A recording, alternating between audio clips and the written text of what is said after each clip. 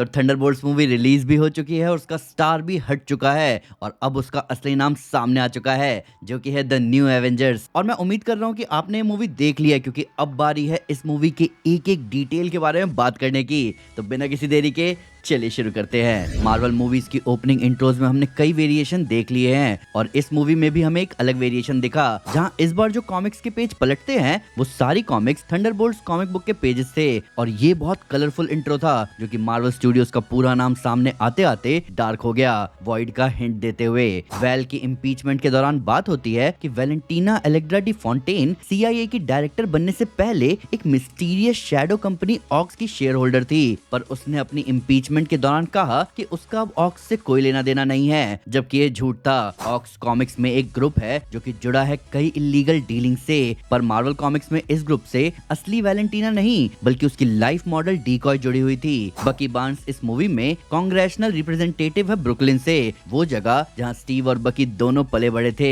इसी के फंडरेजर में जाने से पहले बकी सैम से मिला था captain America Brave New world में। वेल अपनी इम्पीचमेंट के दौरान रोग नेशंस विद एडवांस टेक की बात करती है। यहाँ वेल बात कर रही है वकांडा और टालोकांस की, जिनके पास वाइब्रेनियम का भंडार है, जिनकी वजह से कई कंट्रीज थ्रेटेंड फील कर रही है। हमें वेल आखिरी बार वकांडा फॉरएवर में ही दिखी थी। यही वेल ये भी मेंशन करती है कि पिछला president giant red super human race monster बन गया था। यहाँ well Captain America Brave New World के इंसिडेंट को रेफर कर रही है, जिसके साथ साथ यहाँ टाइमलाइन भी क्लियर कर दी जाती है। इस मूवी के इवेंट्स एंड गेम से 4 साल बाद हो रहे हैं और तब से एवेंजर्स की कोई खोज खबर नहीं है। मूवी में जब येलेना एलेक्सी से मिलने जाती है तो एलेक्सी टीवी पर अपने ग्लोरी डेज देख रहा था, जहां उसका जवान वर्जन सोवियत लीडर ब्रेजनेव के बगल में खड़ा था। यहाँ से एलेक्सी की एज भी क्लियर होती है, वो अपने 30s में होगा जब सोवियत्स ने उसे सीरम दिया है और फिलहाल वो 75 to 80 इयर्स का होगा। जहाँ वो मूवी में मेंशन भी करता है कि उसका super soldier serum of brand Soviet copy था, जिसकी वजह से उसकी एजिंग बाकी सुपर सोल्जर से थोड़ी अलग भी फील होती है। ऑक्स के वॉल्ट में प्रोजेक्ट सेंट्री से जुड़ी कई चीजें थी, जिनमें एक जगह सेंट्री का हेयर स्टाइल कैसा होना चाहिए, उसका कॉस्ट्यूम और उसका एस का डिजाइन भी बना हुआ था।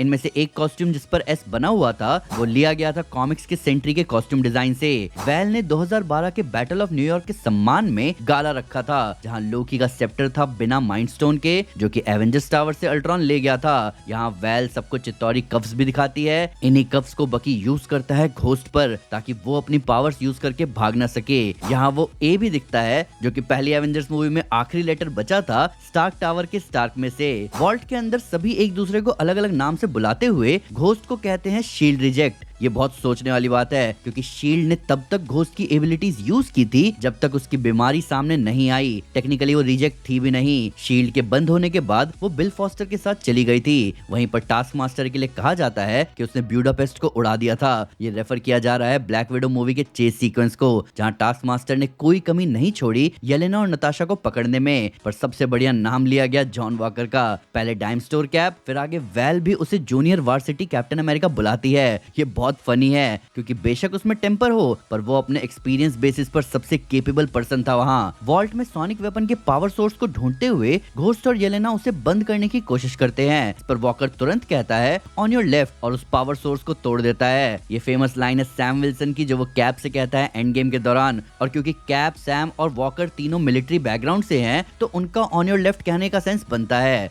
बकी के दिमाग से विंटर सोल्जर प्रोग्रामिंग हट चुकी है पर उसके विंटर सोल्जर मेथड्स नहीं हटे हैं। वो तुरंत समझ गया था कि वो वेल की असिस्टेंट मेल को मना सकता है वेल के खिलाफ सबूत देने के लिए, और ऐसा होता भी है। हालांकि मुझे हैरानी तब हुई जब मेल ने कहा कि वो हाई स्कूल में थी जब 2012 वाले इंसिडेंट हुए थे। वैसे मेरा भी उस टाइम हाई स्कूल खत्म ही हो रहा था, पर अभी सोचकर अजीब लगता है कि मुझे हाई स्कूल खत्म किए हुए 13 साल बीत चुके हैं। और हैरानी की बात यह है कि मेरे और जेराल्डीन के एज में सिर्फ 4 दिन का फर्क है। ये बहुत औसम बात है। ये औसम बात मेरे भाई डेसी नर्ड के लिए भी है क्योंकि हम दोनों एक ही दिन पैदा हुए थे। मेल का पूरा नाम इस मूवी में नहीं लिया गया पर उसके नेकलेस में हमें एक बर्ड दिखती है, जिससे हम ये मान सकते हैं कि मेल का पूरा नाम है मेलिसा गोल्ड, जिसको कॉमिक्स में जाना जाता है सॉन्ग बर्ड के नाम से, जो कि कॉमिक्स में थंडरबोल्ट्स की मेंबर भी रह चुकी है। वॉल्ट में टास्क मास्टर आते ही मारी जाती है, जहां घोस्ट और वॉकर उसके वेपन उठा लेते हैं। अब यहाँ घोस्ट टास्क मास्टर का बो और एरो उठाती है, जो कि वो हमें पहले टीजर ट्रेलर में यूज करती हुई दिखी भी थी, पर ये सीन मूवी से हटा दिया गया। प्लस यहाँ बॉब ने जो आइडिया लगाया कि वो लोग ऊपर कैसे चढ़ सकते हैं, ये लिया गया है एम्परर्स न्यू ग्रूव के एक एक सीन से, जो कि सही में बहुत बुरा आइडिया था। मेल जब वेल को बताती है बॉब के बारे में तो वो मेंशन करती है कि उसका पास्ट ज्यादा बढ़िया नहीं रहा।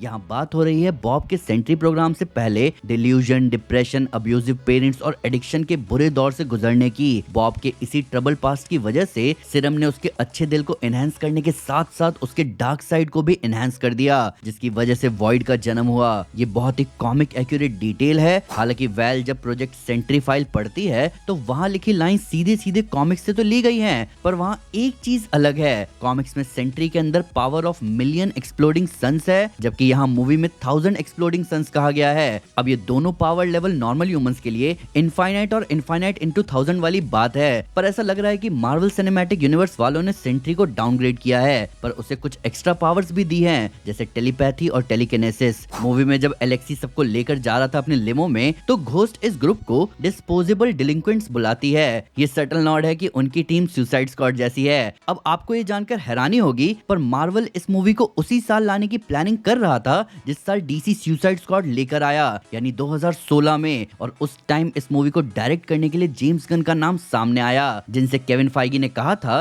कि अगर guardians of the Galaxy movie चल गई तो वो थंडरबोल्ट्स डायरेक्ट कर सकते हैं। पर guardians of the Galaxy movie चली नहीं, बल्कि हिट हो गई, जिसकी वजह से थंडरबोल्ट्स को रोककर गार्डियंस की सीक्वल पर फोकस किया गया। और इसी वजह से थंडरबोल्ट्स 2014 से ही डेवलपमेंट हेल झेलते हुए आज रिलीज हुई। टेक्निकली ये कभी डिसाइड ही नहीं हुआ कि इस ग्रुप का नाम थंडरबोल्ट्स होगा। येलेना सरकाज़म में ग्रुप का नाम थंडरबोल्ट्स कहती है। बाद में एलेक्सी बताता है कि ये येलेना के पीवी सॉकर टीम का नाम था जब वो छोटी थी। और पूरी मूवी के दौरान इनमें से किसी को भी टाइम नहीं मिलता एक भी बार ये डिस्कस करने का कि टीम का नाम क्या होगा। टेक्निकली हमारी थ्योरी सही निकली, थंडरबोल्ट्स बस एक प्लेस होल्डर था यहाँ, जिसका मतलब इस बात के चांसेस फिलहाल कम है कि थंडरबोल्ट्स नाम आगे हमें सुनने को मिलेगा, पर हम चाहेंगे कि ये नाम आगे भी सामने आए। बकी का थंडरबोल्ट्स को लेने आना बाइक चलाते हुए, शॉटगन लिए, लेदर जैकेट और सनग्लासेस में, ये एक इंटेंशनल रेफरेंस है टर्मिनेटर मूवी का, जहाँ आर्नल्ड भी इसी लुक में रहते हैं। प्लस यहाँ जो डिस्क ग्रेनेड बकी ने यूज किया वो वही डिस्क ग्रेनेड है जो उसने यूज किया था 2014 की कैप्टन अमेरिका विंटर सोल्जर में निक फ्यूरी की गाड़ी उड़ाने के लिए। वेल बिलोंग करती थी ऑक्स नाम के ग्रुप को, जिनका असली में एम है कंट्री की सिक्योरिटी को प्राइवेटाइज करना, ताकि पावर हमेशा उनके हाथ में रहे। यही वेल का एम भी था हमेशा से, जो कि उसके बुरे पास्ट में हमें दिखा भी। इसीलिए वेल और उसका ऑक्स ग्रुप सेंट्री प्रोजेक्ट पर काम कर रहा था, एक प्राइवेटली ओन्ड सुपर हीरो, जहाँ ऑक्स उसका हेयर स्टाइल कैसा होगा, उसका कॉस्ट्यूम कैसा होगा, सब कॉर्पोरेट स्टाइल में डिसाइड कर रहे थे। ये बिल्कुल द बॉयज वाली सिचुएशन हो जाती, जहाँ सेंट्री होमलैंडर जैसा बनने की राह पर था। अब ऑक्स के पैसों से ही एवेंजर्स टावर खरीदा गया, जिसका अब नाम है द वॉच टावर। अब ये मेरे फेवरेट रेफरेंसेस में से एक है। मार्वल कॉमिक्स में सेंट्री का वॉच टावर स्टार्क टावर के ऊपर था, तो अभी मूवी में सेंट्री के वॉच टावर को एवेंजर्स टावर, जो कि पहले स्टार्क टावर था, उसके ऊपर दिखाना बहुत बढ़िया रेफरेंस है। मार्वल जानता है कि कोर कॉमिक बुक फैंस को खुश कैसे रखना है। एलेक्सी और बकी का एवेंजर्स टावर जाते हुए आगे की सीट में एक साथ अपने सिरम डिस्कस करना हमें सीधे ले जाता है व्हाट इफ के सीजन 3 के winter soldier red guardian episode की तरफ, जहां इन दोनों का एक साथ मिशन पर जाना हमें मजबूर कर रहा है मार्वल से बकी एलेक्सी डिज्नी प्लस सीरीज मांगने के लिए। एवेंजर्स टावर के नीचे थंडरबोल्ट्स जैसे ही अटैक करते हैं ऑक्स एजेंट्स पर, बकी उसी तरह ट्रक के दरवाजे को शील्ड की तरह यूज करता है जैसे स्टीव रॉजर्स ने किया था पहली कैप्टन अमेरिका मूवी में। इन सब के ऊपर वेल ने एवेंजर्स टावर को पूरी तरह चेंज कर दिया, सिवाय एक चीज के, टोनी का बार, जो कि हमें पहली एवेंजर्स मूवी में भी दिखता है जब टोनी लोकी को ड्रिंक ऑफर करता है। और एज ऑफ अल्ट्रॉन में भी अल्ट्रॉन पहली बार एवेंजर्स पर यही अटैक करता है। बाकी एवेंजर्स टावर में सेंट्री से लड़ते हुए वही नाइफ एक्शन करता है जैसा हमें captain America winter soldier movie में दिखा था। प्लस बॉब अपने आप को यहीं पर गॉड भी कहता है, क्योंकि अगर वो पूरी एवेंजर्स टीम से ज्यादा पावरफुल है तो उस टीम में गॉड भी है, तो उससे पावरफुल होने पर वो भी तो गॉड हुआ। अब ऑब्वियसली बॉब यहाँ थॉर की बात कर रहा है, और बॉब ने कहीं ना कहीं इस बात को प्रूव भी किया जहाँ वो बकी का वाइब्रेनियम हाथ ऑलमोस्ट पिघलाने ही वाला था। ये फीट एमसीयू में शायद ही कोई अचीव कर पाया है। येलेना पूरी मूवी में बहुत लोनली फील कर रही थी, जहाँ वो एलेक्सी से लास्ट में कहती भी है कि उसने अपनी बहन को 2 बार खो दिया। यहाँ वो बात कर रही है पहले बचपन में अलग होने की, जहाँ रेड रूम उसे अलग कर देता है, और दूसरी बार जब वो ब्लिप से वापस आई और उसे पता चला कि उसकी बहन ने खुद को सैक्रिफाइस कर दिया सबको बचाने के लिए। प्लस जब एलेक्सी येलेना को पुश करता है जंप के लिए, तो वो उसी तरीके से करता है जैसे पहली एवेंजर्स मूवी में स्टीव ने नताशा को पुश किया था। यहाँ और भी कई पैरेलल्स हैं, जैसे आसमान से हेलीकॉप्टर का धुआं छोड़ते हुए आना मिरर था चित्तौरी लिविएथन के आने का।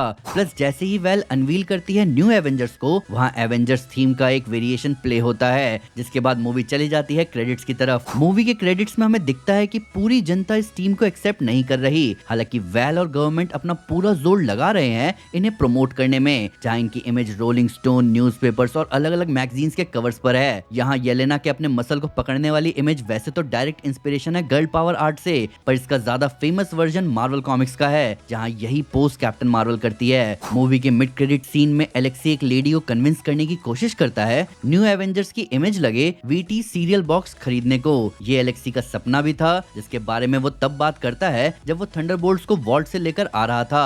अब इस सीन में इस बॉक्स पर न्यू एवेंजर्स लिखा था, जबकि मूवी के रिलीज से पहले इस बॉक्स पर थंडरबोल्ट्स लिखा था। ये आइडिया था मार्केटिंग टीम का, जहां अभी आप देखोगे कि थंडरबोल्ट्स की कास्ट हर जगह जाकर मूवी के पोस्टर पर से थंडरबोल्ट्स हटाकर न्यू एवेंजर्स लिख रही है। ये बहुत फन मार्केटिंग टेक्निक है, जहां मूवी का टाइटल शुरू से ही एक स्टार के साथ दिखाया जा रहा है, जिसकी वजह से ऑडियंस हमेशा इसी डिस्कशन में थी कि स्टार या एस्टेरिस्क का मतलब क्या है। मूवी का पोस्ट क्रेडिट सीन कहीं ना कहीं क्रेडिट्स रोल आउट में ही स्पॉइल हो गया, जहां म्यूजिक की लिस्ट पे फैंटास्टिक फोर के साउंड ट्रैक का नाम लिखा हुआ था। वहीं पोस्ट क्रेडिट सीन में हमें पता चला कि इस गवर्नमेंट स्पॉन्सर्ड टीम से सैम खुश नहीं है और उसने एवेंजर्स नाम का कॉपीराइट अपने पास ले लिया है। अब यहाँ आप इस एवेंजर्स टीम का लोगो भी नोटिस कर सकते हो, जहाँ हमें बकी के सूट पर ये ए दिख रहा है, प्लस यहाँ उसके कॉस्ट्यूम में स्टार भी है, जो कि कॉमिक एक्यूरेट लुक है बकी का।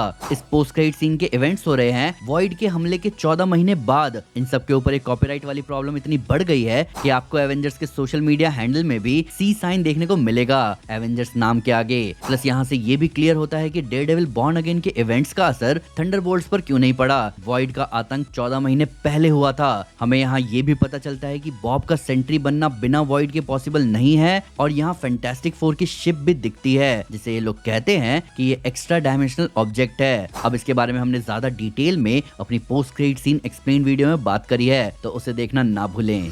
तो दोस्तों ये थे वो सारे डिटेल्स जो मैंने नोटिस किए इस मूवी में। आई होप मुझसे कोई डिटेल मिस ना हो गया हो। पर आपका क्या कहना है इन डिटेल्स के बारे में? आपका फेवरेट मोमेंट कौन सा था इस मूवी में? प्लीज हमें कमेंट से जरूर बताएं। वीडियो अच्छी लगी तो लाइक जरूर करें और चैनल को सब्सक्राइब करना ना भूलें। साथ ही साथ एक स्टेप आगे आकर इस चैनल को सपोर्ट करें मेंबरशिप लेकर। Thank you guys, this is Aman Sinha and you are super super. Piece.